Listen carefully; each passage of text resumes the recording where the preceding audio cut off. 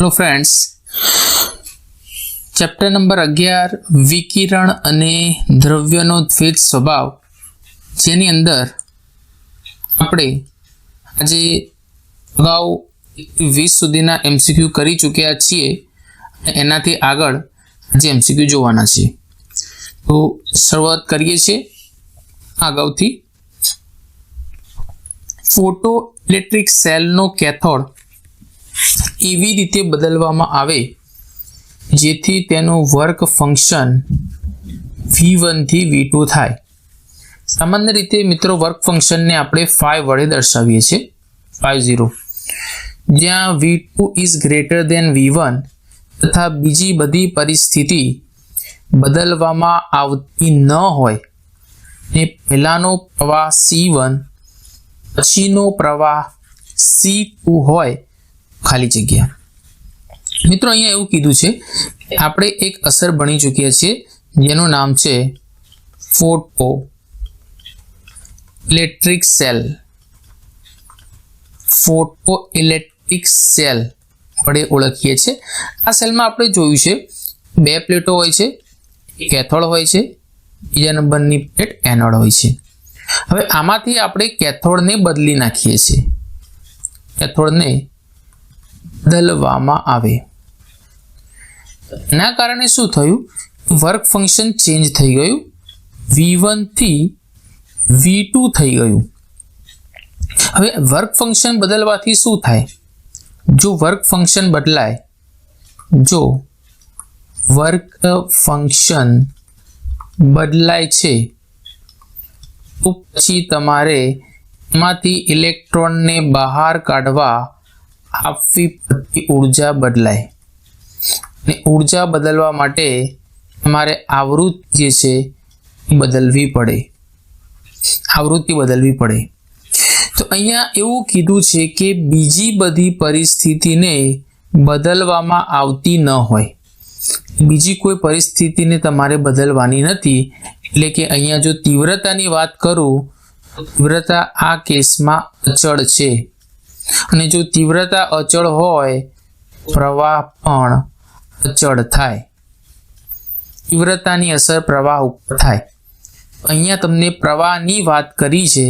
પ્રવાહ ત્યારે શરૂઆતનો હશે C1 અને પછીનો C2। આ બંને પ્રવાહ કેવો રહેશે મિત્રો? સરખો રહેશે। બરાબર છે। માટે અહીંયા કોઈ ચેન્જીસ આવશે નહીં। અગાઉ આગળ વાત કરીએ છીએ। આગળ આપણને એવું કીધું છે કે એક ધાતુ છે અને આ જે ધાતુ છે એની સપાટીથી D જેટલા અંતરે એ પ્રકાશ રાખ્યું છે। ઇન શોર્ટ શરૂઆતનું અંતર D છે, D અંતર છે। ત્યારબાદ એમાંથી બહાર આવતા इलेक्ट्रॉननी गति ऊर्जा ए जेटली राखी छे। सामान्य रीते के होय छे अत्यारे आपणे ई कीधी छे। ए वखते उत्सर्जननो दर ए समयमां n छे।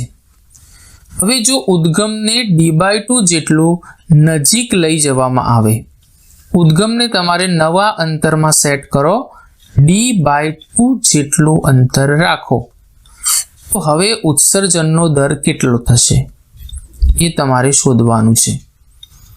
ઉત્સર્જનનો દર તમારે શોધવાનો છે અને ઇલેક્ટ્રોનની ગતિ ઊર્જા પણ શોધવાની છે।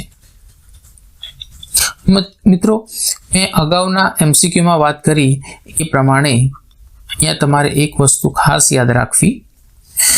જો તમે અંતર બદલશો, જો તમે ઉદ્ગમ ને ઉત્સર્જક વચ્ચેનું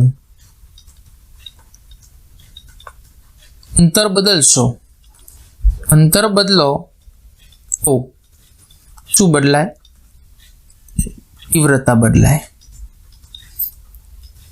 તીવ્રતા બદલશો, તીવ્રતાને કારણે ઇલેક્ટ્રોનની સંખ્યામાં ફેરફાર મળશે અને ઇલેક્ટ્રોન વડે મળતા પ્રવાહમાં ફેરફાર મળશે। કોના કારણે? માત્ર ને માત્ર આ અંતરના કારણે। તો અહીંયા તમને ઊર્જાની વાત કરી છે। ઉર્જા માટે અંતરનો કોઈ ફાળો રહેતો નથી, એટલે ઉર્જા તમારી જે પહેલાં હતી જે પણ ઈ જ રહેશે, એટલે કે ઈ વાળા ઓપ્શનને તમારે ધ્યાનમાં લેવાનું છે. આમ તો જોવા જઈએ અહીંયા એક જ ઓપ્શન આપણી પાસે છે, છતાં આપણે સંખ્યાની પણ વાત કરવી છે, દર પણ શોધવો છે. એના માટે આગળના સ્ટેપમાં જઈશું કે જો આપણે તીવ્રતાને બદલીએ છીએ, તીવ્રતા ચલે છે 1/d².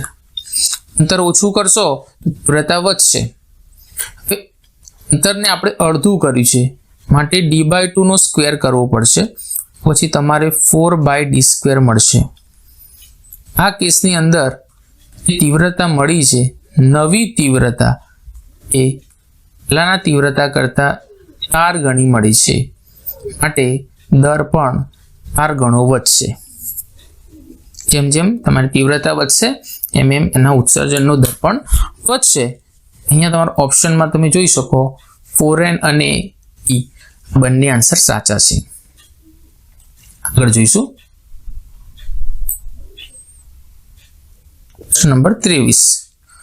ફોટો ઇલેક્ટ્રિક અસરની લાક્ષણિકની અંદર યોગ્ય આવૃત્તિવાળું વિકિરણ ને ધાતુ પર આપાત કરવામાં આવે છે, તે કેથોડ તરીકે વર્તે.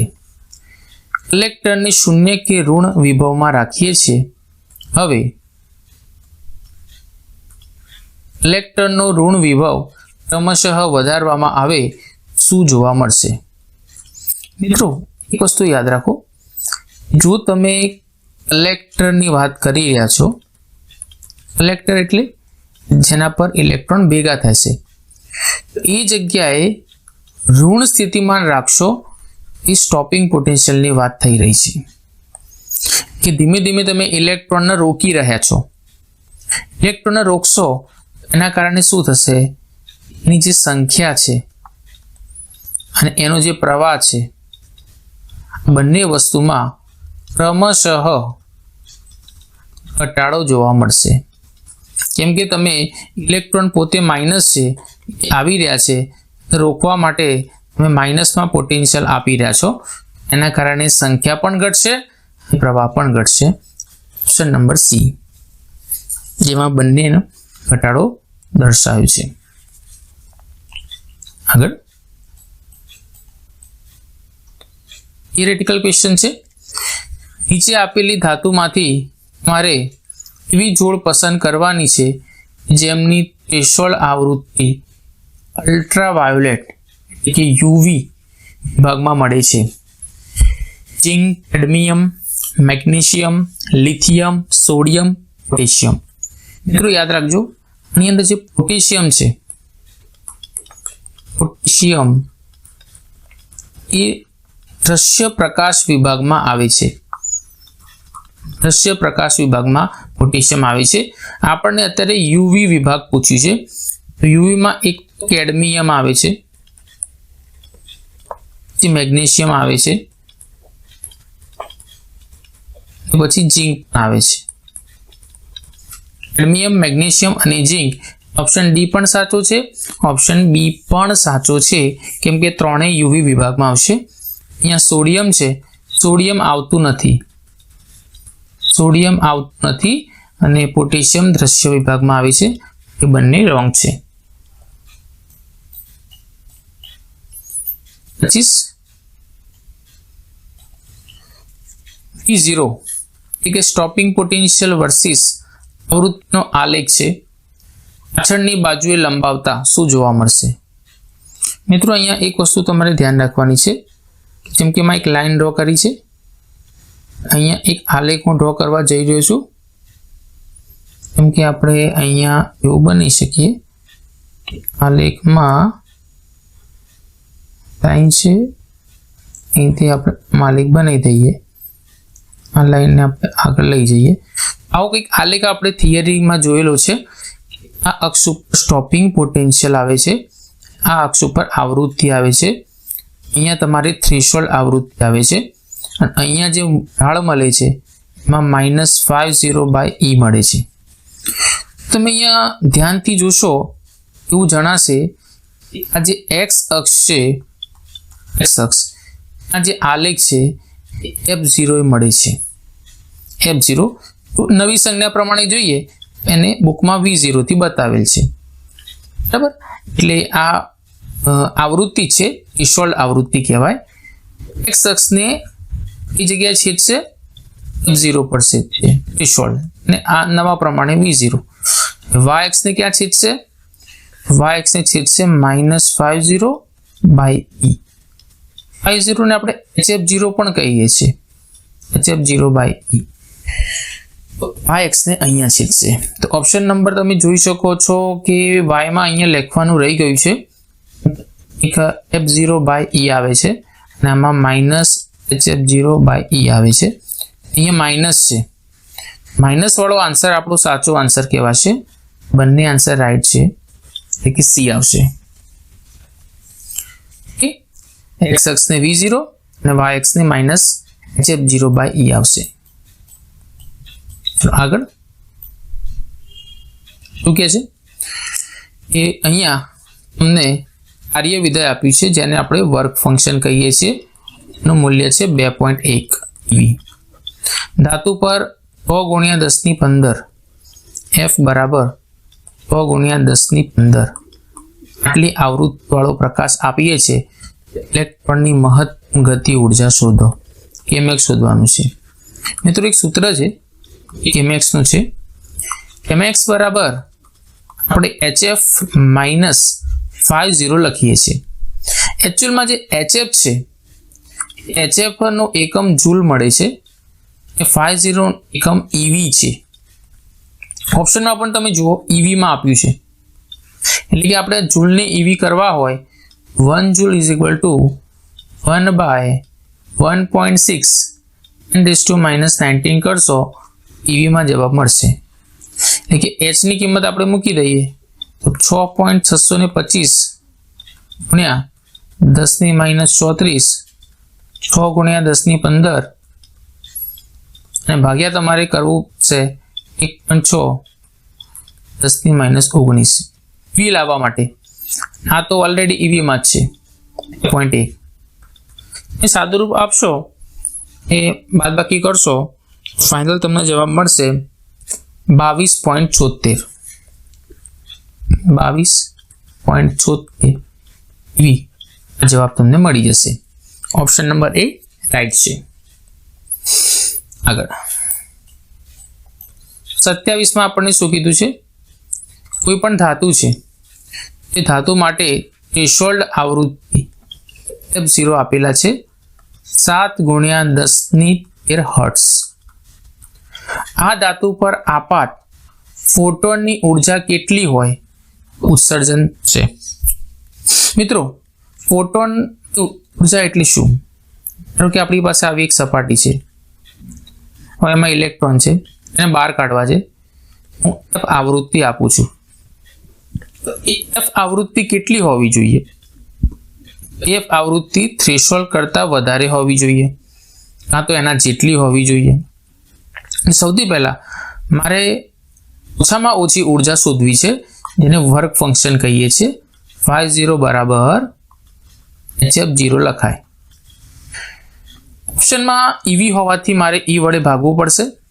અહીંયા 6.125 10⁻34 7 × 10⁻13 એના ભાગે આવી જશે 1.6 10⁻19. મિત્રો તમે આનું સાદુરૂપ આપશો, ઇલેક્ટ્રોન વોલ્ટમાં જવાબ મળશે અને જે તમને 2.9 EV મળશે. 2.9 EV મળશે. આટલી ઉર્જા ઓછામાં ઓછી હોવી જોઈએ. આટલી ઉર્જા જે છે ઓછામાં ઓછી હોવી જોઈએ, ઓછામાં ઓછી. હવે આપણી ઉર્જા તમે જોઈ શકો કે તમે તો જો 2.3 આપો છો, 2.3 ઓલરેડી 2.9 કરતા ઓછા છે, એનાથી ઉત્સર્જન નહીં થાય. 1.9 પણ ઓછા છે, 1.4 પણ ઓછા છે. 3.3 એ 2.9 કરતા વધારે છે, માટે આ ચાન્સ છે આમાં ઇલેક્ટ્રોનનું ઉત્સર્જન થઈ શકે છે. ઓપ્શન નંબર ડી રાઈટ છે. ડન. આગળ 28 માં વાત કરીએ. ધાતુ માટે થ્રેશોલ્ડ તરંગ લંબાઈ આપી છે. થ્રેશોલ્ડ તરંગ લંબાઈ એટલે લેમ્બડા 0 જે 4000 એંગસ્ટ્રોમ છે. એના માટે કાર્ય વિધેય શોધો. એ પણ EV માં શોધવાનું છે. એક કામ કરો મિત્રો, 50 નું સૂત્ર શું છે આપણું? HF0. F0 ના હોય તો HC બાય લેમ્બડા 0. એટલેથી EV માં લાવવું છે માટે E વડે ભાગી દઈશું.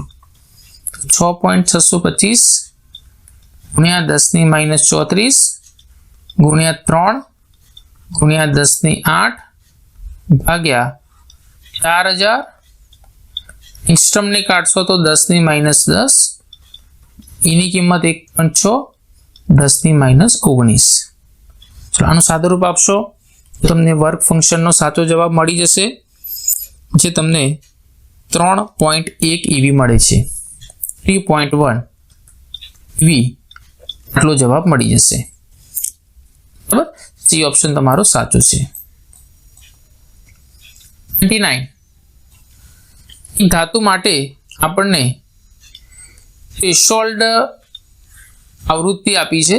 થ્રેશોલ્ડ આવૃત્તિ એટલે F0 15 ગુણ્યા 10 ની 13 હર્ટ્ઝ છે. કેટલી તરંગ લંબાઈ વાળું વિકિરણ આપશો અસર જોવા મળશે? કે તમારે લેમ્બડા તમારે શોધવાનું છે. મિત્રો આપણે થ્રેશોલ્ડ તરંગ લંબાઈ શોધી નાખીએ. થ્રેશોલ્ડ તરંગ લંબાઈ જે જરૂરી છે આપણા માટે ઉત્સર્જન માટે, લેમ્બડા 0 બરાબર C બાય F0. C ની કિંમત 3 ગુણ્યા 10 ની 8, F0 ની કિંમત 15 ગુણ્યા 10 ની 13. તમે સાદુરૂપ આનું આપશો, લેમ્બડા 0 ની તમને સાચી કિંમત મળશે 2000 નેનોમીટર. 2000 નેનોમીટર. હવે તમે ઓપ્શનમાં આ જવાબ શોધવા માટે પ્રયત્ન ના કરતા, કેમ કે આ તો થ્રેશોલ્ડ તરંગ લંબાઈ છે. આપણે તો આપાત પ્રકાશની તરંગ લંબાઈ પૂછી છે. પહેલી વસ્તુ સમજો, મારે ફોટો ઇલેક્ટ્રિક ઉત્સર્જન કરવું છે અને રૂલ શું છે? રૂલ એવું છે કે આપણી આવૃત્તિ થ્રેશોલ્ડ કરતાં વધારે હોવી જોઈએ. બરાબર છે. F બરાબર C બાય લેમ્બડા કરો અને C બાય લેમ્બડા 0 કરો, વધારે હોવા જોઈએ. C કેન્સલ થઈ જશે. વ્યસ્ત કરશો તો lambda is less than lambda 0 હોવા જોઈએ. બરાબર, વ્યસ્ત કરવાથી નિશાની બદલાશે. તરંગની લંબાઈ આના કરતાં ઓછી હોવી જોઈએ. Lambda should be less than threshold wavelength. 2000 કરતાં નાનો જવાબ હોય સાચો છે. આ મોટો જવાબ છે, મોટો જવાબ છે, મોટો જવાબ છે. 1500 નેનોમીટર એ આપણો રાઈટ આન્સર થઈ જશે. ઓકે. 2.2 કાર્ય વિધેય છે. 50 બરાબર 2.2 EV. અમુક તરંગ લંબાઈનો પ્રકાશ આપવા કરતા 5.5 વાળા મહત્તમ ઉર્જાવાળા ઇલેક્ટ્રોન ઉત્સર્જિત થાય છે, એટલે કે Kmax. હવે આ પ્રકાશને બમણું કાર્ય વિધેય, બમણું એટલે નવું કાર્ય વિધેય પહેલા કરતા બમણું છે. 250 થી આપાત કરશો, નવી ગતિ ઉર્જા કેટલી મળશે? આ તમારે શોધવાનું છે. તો એક વસ્તુનું ધ્યાન રાખવાનું, આપણે Kmax નું એક સૂત્ર લખીએ છીએ, Kmax બરાબર HF -50. બરાબર છે. હવે શરૂઆતમાં એવું છે કે 50 છે આપણી, પછી એને ડબલ કરીએ છીએ એટલે ગતિ ઉર્જા પણ બદલાઈ જશે. HF તો એમના એમ છે, અહીંયા 2 ટાઈમ્સ કરી દે આના ગતિ ઉર્જા. હવે સમીકરણ 2 માંથી સમીકરણ 1 ને માઇનસ કરી દઈએ. 2 માંથી 1 માઇનસ કરો તો શું થશે? Kmax માંથી માઇનસ થઈ જશે Kmax અને HF -250 એમાંથી માઇનસ થઈ જશે HF -50. હું છોડશો તો HF ઉડી જશે. અહીંયા તમારે -250 પ્લસ ફાઈ નોટ બરાબર માઇનસ ફાઈ નોટ જવાબ આવશે. તો તમારી પાસે અહીંયા કે ડેશ મેક્સ માઇનસ કે મેક્સ છે.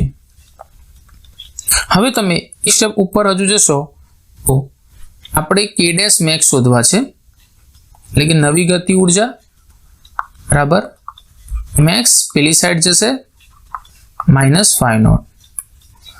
મેક્સ એટલે આપણને જે ઉર્જા આપી હતી જોઈ લઈશું 5.5 છે. વર્ક ફંક્શન જે આપણને આપ્યું હતું 2.2 બંને એવીમાં જ છે 3.3 એવી. નવી જે ઉર્જા મળશે એ તમને 3.3 એવી જેવી મળવી જોઈએ. એ આપણો સાચો આન્સર થશે. એ કરી લઈશું. યસ 3.3 એવી આપણો સાચો આન્સર રહેશે. ઓકે મિત્રો, મળીએ નવા લેક્ચરમાં. આટલું તૈયારી કરતા રહેજો.